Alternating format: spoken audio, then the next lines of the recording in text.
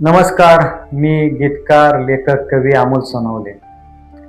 आज मी मुद्दाम यूट्यूबवरती आलेलो आहे कारण हे प्रश्न मला सारखं भेडसावत आहेत की आज हे प्रसार माध्यमाद्वारे दाखवलं जातं की आपल्या देशामध्ये भ्रष्टाचार आहेच चालू, त्याच्याबरोबर अन्न भेसळ चालू आहे, सर्रास चालू आहे। तर ही कुठंतरी रोखलं पाहिजे आणि त्यासाठी एक कर्तव्यदक्ष अधिकारी मुंडे साहेब हे आले, अन्न औषध प्रशासन केंद्राच्या आयुक्तपदी आले आणि त्यांनी धडाधड ऍक्शन घ्यायला सुरुवात केली। ज्या काही लोकांनी भेसळ केलेल्या आहेत त्यांचे दुकानांना टाळे लावलेले आहेत, त्यांच्या म्हणजे प्रत्येक फॅक्टरी सील केलेली आहे। असा कर्तव्यदक्ष अधिकारी आपल्यामध्ये तयार झाले पाहिजेत, कारण आपण मुलांना दूध पाजतो, ते दूध पाजत नाही तर विष पाजतोय आपण। हे विष ही जी पैशासाठी करतात ना लोक, येणाऱ्या पिढीला अधू करण्याचं काम चालू आहे यांचं। मला तर अशी शंका येते की भारतातली लोकसंख्या कमी करण्याचं हे एक भेसळ करणारी जे टोळी आहे ते काम तर करत नसेल ना, किंवा त्यांना तर सुपारी दिली नसेल ना की आपल्या भारत देशाची लोकसंख्या कमी व्हावी यासाठी।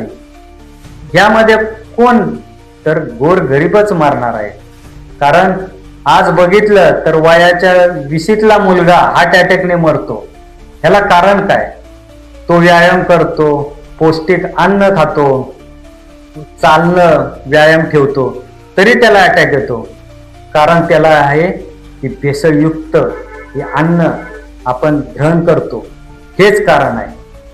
पैशाच्या लालसेपोटी ही लोक अशी भेसळ करतात आणि त्याला लगाम लावण्यासाठी हे आयुक्त मुंडे साहेब आले आणि प्रत्येकाचे धाबे दान आणले। पण सर्वांनी विचार केला पाहिजे। मला या भारत देशातील सर्व तरुणांना हात जोडून सांगणं आहे की ह्या ज्या गोष्टी होत आहेत त्या थांबल्या पाहिजे, कारण आज प्रत्येकावरती वेळ येणार आहे। आज करता पुरुष आयुष्यातून संसारातून निघून जातोय, अकाली मृत्यू होतोय त्याचा, कारण त्याला भेसळ ही विष जाते ना, ती खूप घातक आहे।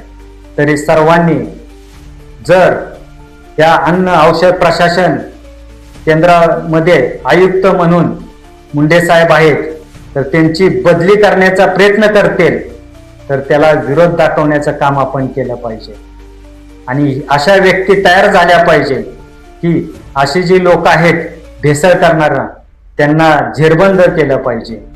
तरी तुमचे सर्वांचं सहकार्य पाहिजे, तर असे अकाली मृत्यू थांबतील।